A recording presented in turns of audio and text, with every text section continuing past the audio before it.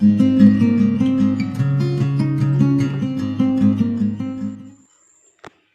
हम इस वीडियो में जयशंकर प्रसाद द्वारा रचित लहर काव्य से लिया गया गीत शीर्षक कविता का अर्थ समझेंगे। गीत है, बीती बिभावरी जागरी, अंबर पनघट में डुबो रही, तारा घट ऊषा नागरी, खग कुलकुल सा बोल रहा, किसलय का अंचल डोल रहा, लो ये लतिका भी भर लाई, मधु मुकुल नवल रस गागरी, अधरों में राग अमंद पिए, अलकों में मलियज बंद किए, तू अब तक सोई है आली, आँखों में भरे बिहागरी, बीती भिवावरी जागरी।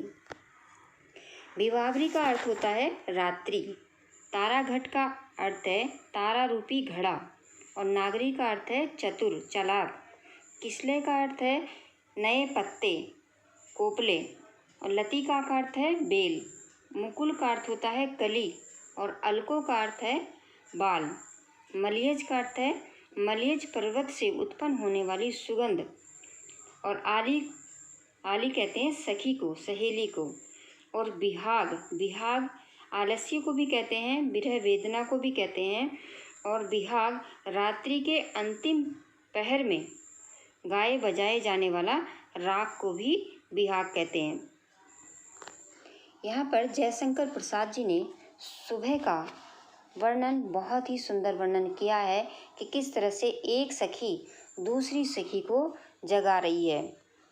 एक सखी अपनी सखी से कहती है कि बीती बिवावरी जागरी, अंबर पनघट में डुबो रही, तारा घट ऊषा नागरी। एक सखी दूसरी सखी से कहती है कि हे सखी, रात्रि व्यतीत हो गई है, रात्रि बीत गई है, अब तेरा जागना उचित है, मतलब अब तू उठ जा, सुबह हो गई है, रात्रि बीत गई है, तू अब उठ जा। गगन रूपी पनघट में उषा रूपी नायिका तारा रूपी घड़े को डुबो रही है, अंबर पनघट में डुबो रही, तारा घट ऊषा नागरी। यहाँ पर जयशंकर प्रसाद जी कहते हैं कि एक सखी दूसरी सखी से कह रही है कि अब तू उठ जा, क्योंकि सुबह हो गई है। कैसा माहौल हो रहा है सुबह का? गगन रूपी पनघट में उषा रूपी नायिका तारे रूपी घड़ों को डुबो रही है, अर्थात समस्त नक्षत्र प्रभात के सुबह के होने पर आकाश में विलीन हो गए हैं, आकाश में छुप गए हैं, सारे तारे जो हैं इस समय छुप गए हैं, और प्रातःकाल के आगमन पर पक्षी समूह जो है कलरव कर रहा है। खग कुल कुल सा बोल रहा, किसले का अंचल डोल रहा। इसका मतलब है कि जैसे ही प्रातःकाल होती है तो सारे पक्षी जो हैं बोलने लगते हैं, कलरव करने लगते हैं, तो तथा पल्लवों का जो आंचल है हिलने लगा है, और आंचल यानी जो पेड़ पौधे होते हैं उनके पत्ते हिल रहे हैं, तो ऐसे लग रहा है जैसे जो है किसी का आंचल हिल रहा है। और शीतल मंद सुगंध समीर समीर हवा बह रही है। लो ये लतिका भी भर लाई, मधु मुकुल नवल रस गागरी। इसका अर्थ है कि देखो, ये लता भी नवीन पराग रूपी रस से युक्त गागर को या घड़े को भर लाई है, यानी ये जो बेल है ये भी भर लाई है। क्या भर लाई है?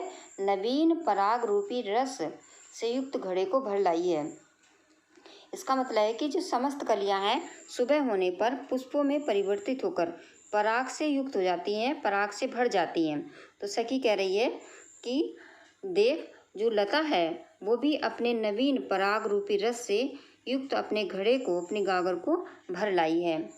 आगे कहती हैं, अधरों में राग अमंद पिए, अलकों में मलियज बंद किए, तू अब तक सोई है आली, आँखों में भरे बिहागरी। आगे सखी कहती है कि हे सखी, तू अपने अधरों में प्रेम की मदिरा को पिए हुए, अपने बालों में सुगंध को समाये हुए तथा आँखों में आलस्य भरे हुए अभी तक सो रही है।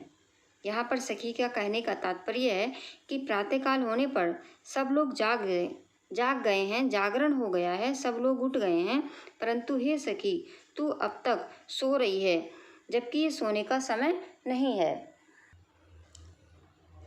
जयशंकर प्रसाद जी ने सुबह का जो माहौल होता है उसका वर्णन बहुत ही अच्छी तरह से किया है, बहुत ही सुंदर तरीके से किया है, और इसका अर्थ समझने से अगर थोड़ी कठिनाई हो रही है तो इसको समझिए कि जैसे सुबह होते ही पहले ज़माने में जब घर में टंकी नल नहीं होता था, तब लोग या तो कुएं से पानी भरते थे या फिर किसी नदी से पानी भर कर लाते थे। तो जो स्त्रियां होती थीं वो सुबह उठती थीं और नदी में पानी भरने के लिए या तालाब में पानी भरने के लिए घड़ा ले जाती थीं तथा उसको पानी में डुबोती थीं और पानी भर कर ले आती थीं। तो यहाँ पर भी जो कवि जयशंकर प्रसाद जी हैं, यही वर्णन करके उन्होंने ये समझाया है कि प्रातःकाल या उषा रूपी नारी तारे रूपी घड़ों को आसमान रूपी तालाब में डुबो रही है। कि एक सखी जब अपनी दूसरी सखी को उठा रही है तो वो किस तरह से उसे समझा रही है कि हे सखी अब तू उठ जा, सुबह हो गई है। और वो क्या मतलब माहौल को बता रही है कि क्यों उठ जा, क्योंकि अब सुबह हो गई है। अगर सुबह हो गई है तो क्या क्या हो रहा है। जब सुबह हो जाती है तो सब लोग जो है पहले अब तो कोई परेशानी नहीं है, सबके घर में आरओ लगा हुआ है, टंकी लगी हुई है, नल लगे हुए हैं, तो कोई कहीं भरने ही नहीं जाते। बच्चे तो इसको अनुभव ही नहीं कर सकते कि कोई जो है सुबह उठ करके उठेगा और जो है घड़ा उठाएगा और दूर कहीं पानी भरने जाएगा। ये आजकल के बच्चों को अनुभव नहीं है। तो जब कभी नहीं कविता लिखी होगी उस समय ऐसा ही माहौल रहा होगा, ऐसा ही ज़माना रहा होगा कि सुबह सुबह महिलाएं उठती हैं, घड़ा उठा करके किसी नदी या तालाब में पानी भरने जाती हैं। तो उसी का वर्णन उन्होंने करके प्रातःकाल का वर्णन भी बताया है कि किस तरह से वो सखी अपनी सखी को उठा रही है कि हे सखी उठ जा, सुबह हो गई है। क्योंकि क्या होने लगा है, सब नारियां जो है अपने घड़े लेकर के पानी भरने जा रही हैं। तो इस तरह से उन्होंने सुबह का वर्णन किया है कि देखो जो उषा है, उषा भी सुबह को कहते हैं, प्रातःकाल भी सुबह को कहते हैं। कि प्रातःकाल होते ही सुबह होने पर आसमान में जो तारे होते हैं वो छिपने लगते हैं। तो कवि ने इसका यही वर्णन जो है प्रकृति का मानवीकरण करके किया है। मानवीकरण वहाँ होता है जहाँ प्राकृतिक चीज़ों या वस्तुओं को मानव इंसान की तरह व्यवहार करते दिखाया जाता है। यहाँ पर वो कहते हैं कि सुबह होने पर आसमान में तारे जो हैं छिपने लगते हैं या छिप गए हैं। इसका इन्होंने किस तरह से मानवीकरण किया है। और वो कह रहे हैं कि सुबह को नारी के समान पानी भरने का कार्य करवाया जा रहा है। मानवीकरण अलंकार वहाँ होता है जहाँ पर प्रकृति को मानव की तरह कार्य करते हुए दिखाया जाता है। तो यहाँ पर भी जो सुबह है उसको एक नारी के तरह बताया गया है कि नारी जैसे पानी भर के लाती हैं तो ऐसे ही वो जो सुबह है, प्रातःकाल है, वो भी पानी भरने के लिए जा रही है। तो इसलिए यहाँ पर मानवीकरण अलंकार है। वह सखी किस प्रकार से उदाहरण दे करके अपनी सखी को कह रही है कि अब सुबह हो गई। वह कहती है उषा रूपी नारी तारों रूपी घड़ों को आसमान रूपी तालाब में डुबो रही है। ये जो कविता है ये बहुत ही मोस्ट है, महत्वपूर्ण है, बोर्ड पेपर में अक्सर आती है। इससे कुछ ना कुछ प्रश्न पूछा जाता है, इसलिए इसको बहुत ही आसानी से, इसको रट्टा नहीं मारना, इसको समझ लो कि कभी इसमें क्या बताना चाह रहा है। कभी इसमें कह रहे हैं कि एक सखी अपनी सखी से कह रही है कि जो सुबह है वो क्या कर रही है, सुबह हो गई है। सुबह को उन्होंने कहा है कि सुबह एक नारी है, नारी तारे रूपी घड़ों को आसमान रूपी तालाब में डुबो रही है।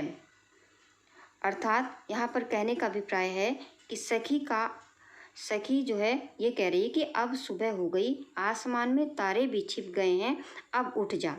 और आगे का वर्णन भी किस तरह से कर रही है कि उस प्रातःकाल रूपी नारी को का जो आंचल है वो लहरा रहा है। और वो आंचल क्या है, जो पत्ते हैं, जो पत्ते हिल रहे हैं, वही उस नारी का आंचल है। और जो सुबह सुबह पक्षियों की जो आवाज़ें आ रही हैं वह क्या है, वह आवाज़ें हैं कि जो उषा रूपी नारी है जब अपने घड़े को आसमान रूपी जो पनघट में डुबो रही है। पनघट वो स्थान होता है जहाँ पर सारी महिलाएं जो है पानी भरने के लिए जाती हैं, उसे पनघट कहते हैं। तो यहाँ पर कवि ने देखो कितना हर चीज़ का तर्क दिया है, समझाया है कि जो सुबह सुबह क्या होता है कि जब पक्षी उठते हैं तो पक्षियों की आवाज़ आने लगती है। तो यहाँ पर कवि ने कल्पना की है कि वो पक्षियों की जो आवाज़ है क्या है कि वो जो ऊषा रूपी नारी है, जब वो अपने घड़े को आसमान रूपी तालाब में डुबो रही है तो उसकी जो बुड़क बुड़क की जो आवाज़ आती है ना, वही जो है क्या है, ये पक्षियों की आवाज़ है। इसका प्रैक्टिकल बच्चे कर सकते हैं। उन्हें तो मतलब आजकल तो उन्हें अनुभव नहीं है कि कैसे जो है घड़े को डुबोया जाता है पानी में और उसमें से आवाज़ आती है। तो वो इस तरह से एक बाल्टी में पानी भर लें और एक लोटे को जब उसमें भरेंगे तो वो आवाज़ निकलेगी। तो इस तरह से जो है वो प्रैक्टिकल कर सकते हैं, समझ सकते हैं कि कैसे वो घड़े में से आवाज़ आ रही होगी। तो उन्होंने कहा कि जैसे वो नारी है, प्रातःकाल रूपी नारी है, जब वो आसमान रूपी पनघट में उस घड़े को डुबो रही है, यानी घड़े क्या हैं, घड़े तारे हैं, तारों को डुबो रही है, तो जो आवाज़ निकल रही है वही पक्षियों की आवाज़ है। जो पत्ते हिल रहे हैं वो उस नारी के आंचल है, उस नारी का आंचल है। और आगे किस तरह से समझाया है जयशंकर प्रसाद जी ने, उन्होंने कहा जैसे सुबह होती है तो सुबह क्या होती है, सुबह होते ही फूल खिलने लगते हैं। तो उसको भी इस तरह से समझाया है कि अधरों में राग आमंद पिए, अलकों में मलियज बंद किए, तू अभी तक सोई है आली आँखों में भरे बिहागरी। उन्होंने कहा कि तू आलस भरे हुए अभी तक सो रही है, देख सुबह होते ही क्या क्या हो गया है, फूल खिल गए हैं। और उन्होंने कहा कि जैसे कुछ महिलाएं पहले उठ जाती हैं और वो पानी भर लाती हैं, तो यहाँ पर भी जो है वो जो फूल हैं, फूलों ने भी अपनी पराग रूपी गागर को भर लिया है, अर्थात सुबह होते ही फूल खिल गए हैं, पराग से भर गए हैं। तो सखी यही समझा रही है कि इतना सब कुछ हो गया है और तू अभी तक सोई हुई है, तो तू जाग जा। अब मुझे आशा है कि ये बच्चों को अर्थ अब समझ में आ गया होगा। बच्चों इसको एक कहानी की तरह याद रखो तो ये हमेशा के लिए आपको याद हो जाएगा। जयशंकर प्रसाद जी ने सुबह का जो माहौल होता है उसका वर्णन किया है। सुबह को जैसे ही देखो आप, अगर 4 बजे उठोगे या जैसे ही उठते हैं तो आसमान जो है थोड़ा आसमान में अंधेरा होता है, थोड़े तारे चमक रहे होते हैं। लेकिन जैसे जैसे दिन निकल रहा होता है तो आसमान साफ होने लगता है और जो थोड़े तारे चमक रहे होते हैं वो भी छुपने लगते हैं। तो यहाँ पर उन्होंने एक कहा कि जो प्रातःकाल है, जो सुबह है, वो नारी है और उसके घड़े क्या हैं, तारे हैं। तो जब वो अपने जो प्रातःकाल है, सुबह जो है, जो अपने तारे रूपी घड़ों को ले जाती है, आसमान को उन्होंने पनघट बताया है कि पनघट में जब उसको डुबोती है, तारों को डुबो रही है, इसीलिए कुछ समय के बाद आसमान में तारे दिखाई नहीं देते हैं। इसका बहुत ही सुंदर सा उन्होंने वर्णन किया है कि एक सखी यही कह रही है कि अब तो उठ जा, क्योंकि इस समय क्या हो रहा है, सुबह हो गई है, आसमान में तारे दिखाई नहीं दे रहे हैं।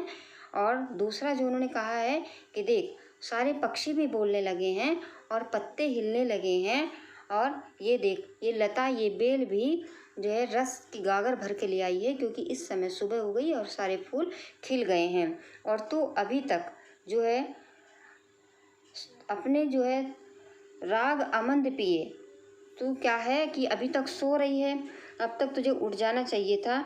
तू अपने अधरों में प्रेम की मदिरा को पिए हुए है, अपने बालों में सुगंध को लिए हुए है और आंखों में आलस भरे हुए है। यहाँ पर वो कहना चाह रही है कि सखी कि प्रातःकाल हो गई है, अब तू जो है जाग जा, अभी सोने का समय नहीं है। ये जो गीत है ये जागरण गीत की कोटि में आता है, यानी किसी को जगाए जाने के लिए गीत है। यहाँ पर जो ये गीत है ये प्रसाद जी के संगीत के ज्ञान का परिचायक है कि उन्हें संगीत का भी कितना ज्ञान था। और यहाँ पर जो भाषा है इसमें शुद्ध है, संस्कृत निष्ठ है और खड़ी बोली है। जो शैली है वो गीत शैली का इसमें सुंदर प्रयोग हुआ है। अलंकार इसमें जो सांगरूप भी है और कुलकुल में पुनरुक्ति प्रकाश है। पुनरुक्ति प्रकाश वहाँ होता है जहाँ पर एक ही शब्द 2 बार बोला जाता है। कुलकुल, कुलकुल में पुनरुक्ति प्रकाश है, अनुप्रास भी यहाँ पर है, और मानवीकरण, उपमा, श्लेष, और यहाँ पर रस संयोग श्रृंगार है, और शब्द शक्ति लक्षणा एवं व्यंजना है, गुण माधुर्य है। तो सभी को इसका अर्थ अब अच्छी तरह से समझ में आ गया होगा। वैसे तो बोर्ड परीक्षा में अब पैटर्न बदल गया है कि पूरा एक पद नहीं देते हैं, कोई एक, जैसे पहले एक पूरा पैर ये कोई भी पद या दोहा या कुछ भी दे देते थे, उसका पूरा अर्थ ही लिखने को आता था। अब पूरा अर्थ इस तरह से नहीं आता है। अब एक कोई जो है पद या देंगे या दोहा देंगे, उससे संबंधित प्रश्न पूछे जाते हैं। तो इसलिए पहले अर्थ को बहुत अच्छी तरह से समझना है। अगर बच्चों को अर्थ समझ में आ जाएगा अच्छी तरह से, तभी वो बोर्ड में जो प्रश्न पूछे जाएंगे उससे संबंधित, तब वो उनका उत्तर दे पाएंगे। अगर उन्हें समझ में ही नहीं आएगा कि इसमें किस बात के बारे में बात हो रही है, तो वो प्रश्नों का उत्तर नहीं दे पाएंगे। इसीलिए इतना डिटेल में इसको समझाया गया है। तो मुझे आशा है कि आपको ये इसका अर्थ समझ में आ गया होगा। अगर आ गया है तो अपने मित्रों को शेयर करें, और जिन बच्चों ने सब्सक्राइब नहीं किया है वो सब्सक्राइब भी कर लें, और घंटी को प्रेस करना बिल्कुल भी ना भूलें। अगर घंटी को प्रेस नहीं करेंगे तो हमारी वीडियो का नोटिफिकेशन उनके पास नहीं जाएगा। धन्यवाद।